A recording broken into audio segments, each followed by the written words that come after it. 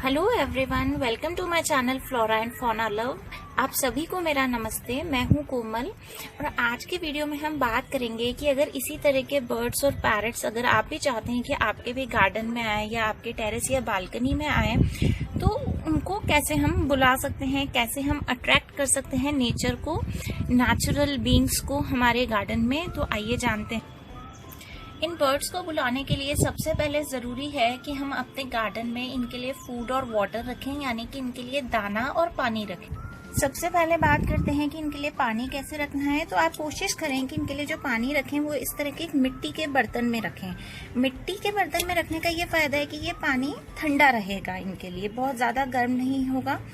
और अगर आपके पास इस तरह का मिट्टी का बर्तन नहीं है तो आप ऐसा भी कर सकते हैं कि एक मटकी, कोई पुरानी मटकी हो, उसको 2 टुकड़ों में तोड़कर भी लगा सकते हैं। यहाँ पर आप देख सकते हैं अब इस तरह का एक कंटेनर बन जाता है। इसमें हम चिड़ियाओं के लिए पानी भर के रख सकते हैं।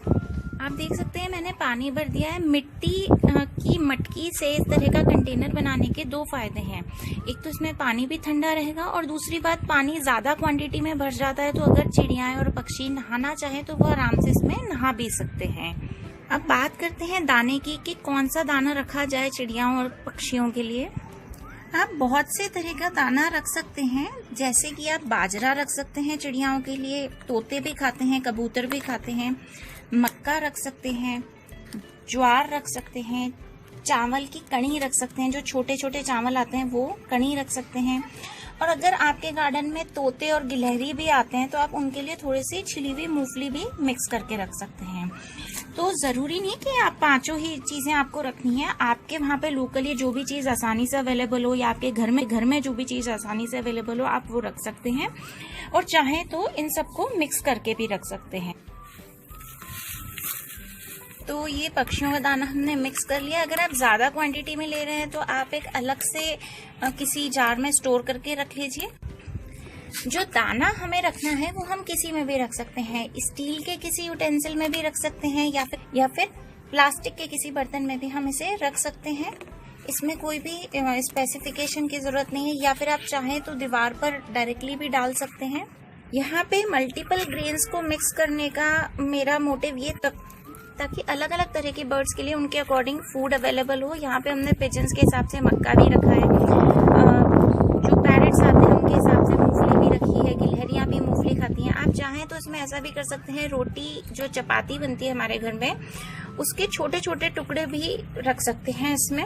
यहाँ पे एक चीज हमें ध्यान रखनी जरूरी है कि अगर आप इस तरह का दाना और पानी अपनी छत पे या बालकनी में या गार्डन में रखना शुरू करते हैं तो आपको 2 बातों का ध्यान रखना है। एक तो अगर आपने शुरू किया है तो आप रेगुलरली रखें, क्योंकि चिड़िया जो पक्षी होते हैं वो बहुत ही आस लेकर आते हैं हमारे गार्डन में, हमारी छत पे बहुत ही आस लेकर आते हैं, और फिर इतनी दूर से उड़ के आने के बाद अगर उन्हें नहीं मिले तो वो एक बहुत ही डिसअपॉइंटमेंट वाली बात हो जाती है। तो आप अगर रखना शुरू कर रहे हैं तो प्लीज इसे रेगुलरली रखें। दूसरी बात, अगर बारिश का टाइम चल रहा है या बारिश में रख रहे हैं तो आप कोशिश करें कि दाना भीगे नहीं बारिश में डायरेक्टली, इसलिए कहीं थोड़ी सी छाया में, शेड में रखें ताकि बारिश इसमें डायरेक्टली ना पड़े। पानी इसका डेली चेंज करें, क्योंकि डेली ये पानी गंदा हो जाता है, और चेंज करने से पहले इसका बर्तन भी थोड़ा सा साफ कर लें। बर्तन धोने के ब्रश की मदद से साफ बर्तन में ही पानी रखें। और ये दाना और पानी रखते हुए आपको ये भी ध्यान रखना है कि ऐसी जगह रखें जहाँ पे किसी या बिल्ली के आने का डर ना हो, वरना वो हो सकता है कि बर्ड्स को पकड़ के खा जाए। तो उसके लिए जरूरी है कि या तो आप इसे छत या बालकनी में रखें। अगर आपके घर में पेट डॉग्स हैं, पेट कैट्स हैं, तो आपको बहुत ही सोच समझ के डिसीजन लेना होगा कि कहाँ पर आप बर्ड्स के लिए रखें, क्योंकि बहुत ही जल्दी से ये डॉग्स और कैट कर सकते हैं चिड़िया का। तो पहली बात तो आप सोच समझकर इसकी जगह बनाएं। और दूसरी बात, अगर आपका गार्डन है ग्राउंड फ्लोर पे तो आई वुड सजेस्ट कि डायरेक्टली इसे ऐसे ही जमीन पर ना रखें, क्योंकि कभी भी कैट्स आ सकती हैं। उसके लिए इस तरह के हैंगिंग कंटेनर्स आते हैं, ये आप किसी भी पेड़ से इसको हैंग कर सकते हैं इस तरह से। इसी में आप उनका खाना रखें ताकि अगर गलती से भी कोई कैट या डॉग आ जाए तो वो एकदम से झपट्टा ना मारे, शिकार ना करे चिड़िया का। तो इस तरह से आप इस तरह के कंटेनर्स में रख सकते हैं।